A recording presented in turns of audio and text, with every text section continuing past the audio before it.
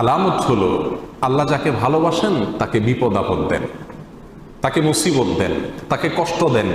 এটা হলো একটা আলামত যে আল্লাহ সুবহানাহু ওয়া তাআলা ওই লোকটাকে ভালোবাসেন। এ বিষয়ে সুনানে তিরমিজির এক হাদিসে আসছে, রাসূল আকরাম সাল্লাল্লাহু আলাইহি ওয়াসাল্লাম ইরশাদ করেছেন, ওয়া ইন্নাল্লাহা ইযা আহাব্বা কওমান ইবতালাহুম।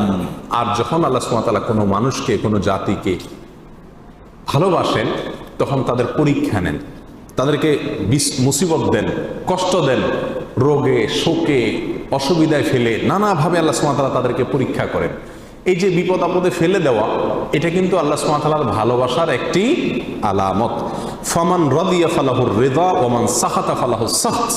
আল্লাহর এই দেওয়া পরীক্ষায়, কষ্টে যে ব্যক্তি সন্তুষ্ট হয়ে যায়, আল্লাহর ফয়সালাকে মেনে নেয়, ফালাহুর রিদা, তার জন্য আল্লাহর সন্তুষ্টি অবধারিত হয়ে যায়। আর যে ব্যক্তি আল্লাহর এই ফয়সালায়, আল্লাহর এই কষ্ট দেওয়ায় সে অসন্তুষ্ট হয়ে যায়,